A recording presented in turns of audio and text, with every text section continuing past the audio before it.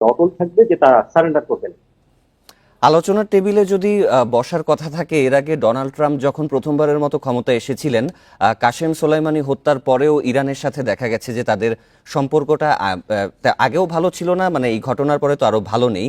তো Donald Trump এই যে আক্রমণের সিদ্ধান্ত নিলেন, বিগত আমেরিকান প্রেসিডেন্টরা তো এ ধরনের কোনো সাহসী সিদ্ধান্তই বলা যায় যে তারা নিতে চাননি। তো ডোনাল্ড ট্রাম্পের প্রথমে ইরানে আক্রমণ করার সিদ্ধান্তটা কি আসলে যুক্তিযুক্ত? এখানে একটা জিনিস হলো যে দেখেন, প্রকাশ্য এবং অপ্রকাশ্য দুই ধরনের কর্মতৎপরতা একটা রাষ্ট্রের নীতির মধ্যে দেখা যায়। মার্কিন যুক্তরাষ্ট্রের একটা সমস্যা হলো যে মার্কিন যুক্তরাষ্ট্র পরিচালিত হয় বিভিন্ন লবিস্ট গ্রুপের পরামর্শের উপর ভিত্তি করে। যদিও তাদের একটা ডেমোক্রেসি আছে, পার্লামেন্ট আছে, উচ্চ কক্ষ নিম্ন কক্ষ আছে, বিভিন্ন ধরনের থিঙ্ক ট্যাঙ্ক আছে, কিন্তু মার্কিন যুক্তরাষ্ট্রের একটা বাস্তবতা যে মার্কিন যুক্তরাষ্ট্রের যারা পলিসি মেক করে, সেই পলিসি মেকিং মেকানিজমের মধ্যে জিউস লবিটা খুব স্ট্রং। এবং এই জিউস লবিটাকে আপনার ইসরায়েল যেটা প্রভাবিত করে, কারণ মার্কিন যুক্তরাষ্ট্রের যত বড় বড় আপনার কর্পোরেশন বলেন, ব্যাংক বলেন, সবকিছুর মালিক কিন্তু জিউস লবি। কাজে এটা আসলে ট্রাম্পের ভুল বা শুদ্ধ নয়, এটা ডোনাল্ড ট্রাম্প এক ধরনের বাধ্য হয়েছেন জিউস লবির কাছে। এবং শুরুতে তিনি কিন্তু, যতটুকু আমরা বিভিন্ন তথ্য পেয়েছি, ডোনাল্ড ট্রাম্পও কিন্তু আক্রমণ করতে এক ধরনের রাজি ছিলেন না। কিন্তু এই জিউস লবির প্রেশারের কারণে সম্ভবত মার্কিন যুক্তরাষ্ট্রে যে প্রেসিডেন্ট নির্বাচন হয় তারা কিন্তু জিউস লবির কাছে এক ধরনের চুক্তি করেই আসে, এই ধরনের কথা কিন্তু শোনা যায়।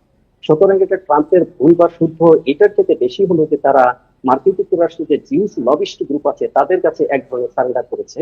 এবং নেতানিয়াহু এটা ডোনাল্ড ট্রাম্পকে প্ররোচিত করেছেন, পরিস্থিতি সৃষ্টি করেছেন, প্রভোগ করেছেন এবং বাধ্য করেছেন।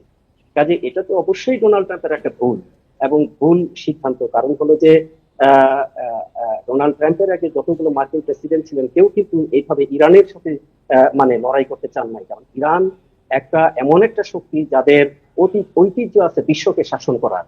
কাজে সেই ঐতিহ্য যে জাতির মধ্যে আছে তাদেরকে পরাজিত করা কিন্তু এত সহজ নয়। তো এটা এটা গ্লোবাল অন্যান্য শক্তিও কিন্তু ইরানের সাথে যুক্ত হবে। সেই জন্য এটা আমার মনে হয় যে ডোনাল্ড ট্রাম্পের সিদ্ধান্তটা ভুলই হয়েছে, কারণ ইরাক বা লিবিয়া বা আফগানিস্তানকে যেভাবে পরাজিত করা সম্ভব হয়েছে, ইরানের ক্ষেত্রে সেটা সম্ভব হবে না। আহ, এখন আমরা যেটা দেখতে পেলাম যে মধ্যপ্রাচ্য জুড়েই আসলে এই যে উদ্ভূত পরিস্থিতি, সেটা ছড়িয়ে যাওয়ার একটা আশঙ্কা তৈরি হয়েছে। আর পশ্চিমা শক্তির সবসময় দেখা যায় যে মধ্যপ্রাচ্যতে আধিপত্য বিস্তার করার একটা প্রবণতা দেখা যায়। তো সামনের দিকে আসলে পরিস্থিতি আরো জটিল হলো কিনা। আর দেখা গেছে যে শুধুমাত্র তো এই যুদ্ধের ব্যাপারটা না, বিশ্ব অর্থনীতিতেও এর একটা প্রভাব পড়তে পারে। বলা হচ্ছিল যে ইরান কৌশলগতভাবে হয়তো হরমুজ প্রণালীটি বন্ধ করে দিতে পারবে। তো বিশ্বের 1/4 তেলের আনা নেয়া এই প্রণালীর মাধ্যমে হয়ে থাকে। তো বিশ্ব অর্থনীতিতে আসলে এই যুদ্ধের প্রভাব সামনের দিকে কিরকম নেতিবাচক প্রভাব পড়তে পারে? দেখুন, হরমুজ প্রণালী বন্ধ করে দেওয়ার জন্য ইরানের পার্লামেন্ট যদিও সিদ্ধান্ত নিয়েছে, কিন্তু ইরান যে সুপ্রিম কমান্ড কাউন্সিল তাদের অনুমোদনের পরে এটা বাস্তবায়ন করতে পারবে। তো হরমুজ প্রণালী ইরান হয়তোবা এত সহজে বন্ধ করবে না, কারণ সে সাথে চীনের একটা স্বার্থ আছে এবং এবং বিশ্বের অন্যান্য দেশের একটা স্বার্থ আছে, এবং সেটা যদি বন্ধ করে দেয় তাহলে ইরানের নিজেরও অর্থনীতির জন্য ক্ষতি হবে। তবে এটা তো একটা কৌশল। ইরান যখন তার অস্তিত্বের সংকটে পড়বে তখন সে কিন্তু চাপ মোকাবেলা করে সব ধরনের সিদ্ধান্ত নেবে। এই হরমুজ প্রণালীর কারণে ইতিমধ্যে বাংলাদেশেও কিন্তু আপনি দেখেন যে তেলের দাম বেড়ে গিয়েছে। আজকে যে অবস্থা, আমরা বিভিন্ন জায়গায় খোঁজ নিলাম এবং বিভিন্ন গোষ্ঠী কিন্তু চেষ্টা করছে এবং ফোরকাস্টিং হচ্ছে যে এটা যদি বন্ধ থাকে তাহলে তেলের মূল্য হয়তো ডাবল হয়ে যেতে পারে। কাজে বিশ্ব অর্থনীতি এখনো তেল নির্ভর। কাজেই এই তেল নির্ভর অর্থনীতি, তেল নির্ভর যে ইনফ্রাস্ট্রাকচার এবং সমস্ত মেকানিজম, এটা তো একটা বড় প্রভাব পড়বে এবং এটাকে ট্রাম্প কার্ড হিসেবে ইরান অবশ্যই ব্যবহার করার চেষ্টা করবে। আরেকটা জিনিস আপনি লক্ষ্য করেন যে ইরান কিন্তু ইতিমধ্যে রাশিয়ার সাথে আলোচনা করেছে এবং চায়নার সাথে তারা আলোচনা করেছে। আর মধ্যপ্রাচ্যের যে দেশগুলো, ইরান ব্যতীত অন্য দেশগুলো, তাদের আসলে এই মুহূর্তে সত্যি কথা কোনো মেরুদণ্ড নেই। তারা আসলে মার্কিন যুক্তরাষ্ট্রের সাথে থাকে কারণ জানে মার্কিন যুক্তরাষ্ট্র এবং ইসরায়েলকে তারা মোকাবেলা করতে পারবে। কিন্তু যখনই তারা দেখবে যে ইরান সেই ধরনের ব্যাকবোন অর্জন করেছে যে মোকাবেলা করা সম্ভব, তারা আসলে 1948 সন এবং 1967 সনে ইসরায়েলের সঙ্গে যে যুদ্ধের অভিজ্ঞতা, এই তিক্ত অভিজ্ঞতার কারণে ভয়ে ইসরায়েল এবং মার্কিন যুক্তরাষ্ট্রের বিরুদ্ধে যেতে চায়। কিন্তু ইরান ইতোমধ্যেই দেখেন 10 দিন পার হয়ে গিয়েছে, যুদ্ধ কিন্তু টিকে গেছে। ইরান যদি অর্থনীতি টিকে যায় তখন আবার মার্কিন মধ্যপ্রাচ্যের যে মুসলিম কান্ট্রি গুলো, তাদের মধ্যে কিন্তু মেরুকরণটা চেঞ্জ হয়ে যাবে। তো এমনও হতে পারে যে মধ্যপ্রাচ্যের দেশগুলো ইরানের পক্ষে মার্কিন যুক্তরাষ্ট্রকে পরিত্যাগ করে যুক্ত হয়ে যেতে পারে। তারা হয়তো চিন্তা করতে পারে যে ঐতিহাসিকভাবে এখনই একটা সুযোগ এসেছে এই মুহূর্তে মার্কিন লবিকে পরাজিত করার। সেটা যদি হয় তাহলে কিন্তু বিশ্বের মানে মেরুকরণ অনেক রকম চেঞ্জ হয়ে যাবে। কিন্তু এক্ষেত্রে আসলে একটা ঝুঁকির বিষয় হচ্ছে যে মধ্যপ্রাচ্যের কিছু দেশ তো আসলে মার্কিন যুক্তরাষ্ট্রের অ্যালাই হিসেবে কাজ করে, আবার ইরানের দেখা গেছে যে কিছু পক্ষ আসলে তাদের মতাদর্শের বিরোধী।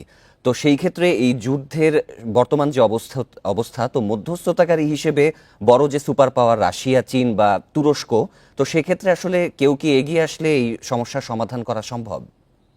হ্যাঁ, আপনি লক্ষ্য করেছেন যে রাশিয়া তো ইতিমধ্যে বারবার প্রস্তাব দিয়েছে মধ্যস্থতা করার জন্য, কিন্তু আমেরিকা তো সেই মধ্যস্থতাটা নেয়নি। এখন এই যে দেখেন যে ইরান যে মার্কিন যুক্তরাষ্ট্রের ঘাঁটিতে আক্রমণ করার সাহস পেল, এটা কিন্তু মার্কিন যুক্তরাষ্ট্রের জন্য একটা চপেটাঘাত। কাজে এটা কিন্তু মার্কিন যুক্তরাষ্ট্র এখন ক্যালকুলেশন করবে ঠান্ডা মাথায়, যে তার আরো অগ্রসর হওয়া, এবং আরো যদি অগ্রসর হয় তাহলে এই পরিস্থিতিকে মার্কিন যুক্তরাষ্ট্র নিয়ন্ত্রণে রাখতে পারবে কিনা, কারণ তৃতীয় বিশ্বযুদ্ধের একটা সম্ভাবনা আছে। কারণ আপনি দেখেন রাশিয়ার যে প্রেসিডেন্ট, তবে প্রেসিডেন্ট মেদভেদেভ, তিনি কিন্তু মন্তব্য করেছেন যে ইরানকে অনেক রাষ্ট্র এখন পারমাণবিক বোমা সরবরাহ করতে ইচ্ছুক। এই যে মন্তব্যটা তিনি করেছেন, এটা কিন্তু ইঙ্গিতপূর্ণ ইরান হয়তো নিজে পারমাণবিক বোমা অর্জন করে নাই, কিন্তু যদি গ্লোবাল মেরুকরণটা এরকম হয়ে যায় তাহলে কিন্তু বেশ কিছু পারমাণবিক শক্তিধর রাষ্ট্র কিন্তু গোপনে ইরানকে পারমাণবিক বোমা সরবরাহ করেও দিতে পারে। ইরান কিন্তু বলেছে যে বোমা মেরে কে ধ্বংস করা যায় না। তার মানে হচ্ছে যে ইরান কিন্তু টেকনোলজিটা অ্যাডপ্ট করে ফেলেছে, খালি সেটা হয়তো ইমপ্লিমেন্টেশনটা করতে পারে না। কাজে কোনো একটা পক্ষ থেকে এখানে অবশ্যই রাশিয়া মধ্যস্থতা করার চেষ্টা করবে, চায়না মধ্যস্থতা করার চেষ্টা করবে, এবং তারা চাবে যে ওয়ার্ল্ডে ক্রাইসিস সৃষ্টি হলে তাদের হেজিমনিটা তারা ধরে রাখতে পারবে। সুতরাং আমার মনে হয় যে অবশ্যই চীন এবং রাশিয়া এখানে এগিয়ে আসবে, তারা হয়তো বা ওয়েট অ্যান্ড সি দেখছে পরিস্থিতি কোন দিকে যায়। নিশ্চয়ই কূটনৈতিক সমাধানের মাধ্যমে এই পরিস্থিতির সমাধান হোক, এটাই সকলের প্রত্যাশা। জনাব আব্দুল আল মামুন, আপনাকে অনেক ধন্যবাদ আমাদের সাথে যোগ দেওয়ার জন্য।